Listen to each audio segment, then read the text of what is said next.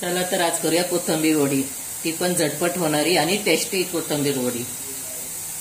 त्यासाठी लागणारे हे सर्व साहित्य. ही कोथिंबीर चांगली 3 पाण्याने स्वच्छ धुवून बारीक चिरून घेतली. हे लाल मसाला, सफेद तीळ आणि लसूण, मिरची आणि जिरे वाटण केलेले, चटणी केली त्याची.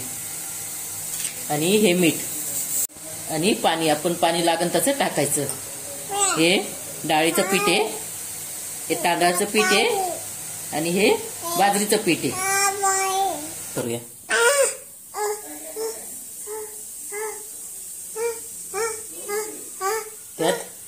त्यात ही कोथिंबीर मिक्स करू. कोथिंबीरचं सर्व पाणी निघून गेलंय. आता ही चटणी आपण मिरची लसूणची केलेली चटणी ऍड करू.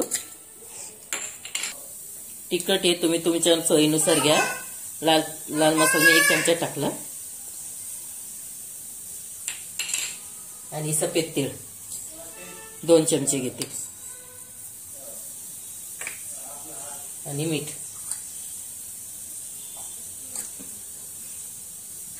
आता आपण सर्व चांगलं मिक्स करूया.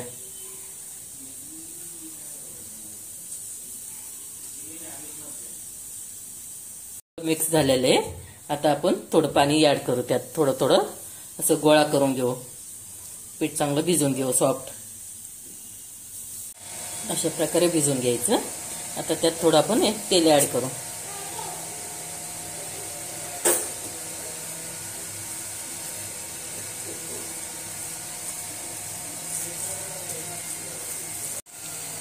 अशा प्रकारे मी गोळे करून घेतलेले आहे.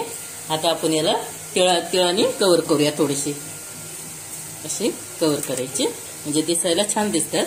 आणि हे चाळाला तेल लावून वाफेवर ठेवलेली आहे.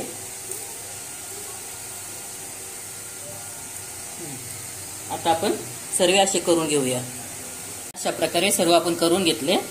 आता याला कव्हर करू आणि 15 मिनिटं आपण शिजून देऊ.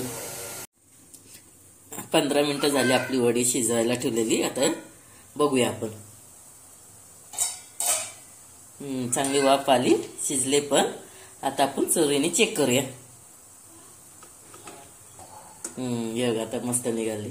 काही चिटकलं वगैरे नाही त्याला, म्हणजे शिजले आपले. आता आपण त्याला एक एक करून गॅस बंद करायचं. एक एक करून असं बाहेर काढूया. आता कट करूया.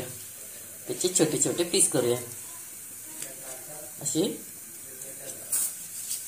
पीस करून घेऊ.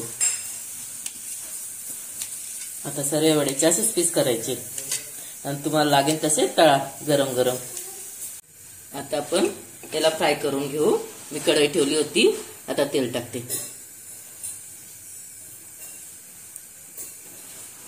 तेल चांगलं गरम झालं का मग वडी टाकायची. आपलं तेल गरम झालंय. आता आपण एक एक वडी अशी सोडूया. मस्त ब्राऊन होतपर्यंत फ्राय करूया. अशा प्रकारे आपले ब्राऊन झाले. आता आपण काढून घेऊ. अशा प्रकारे टेस्टी कोथिंबीर वडी आमची तयार आहे. या खायला. थँक्यू.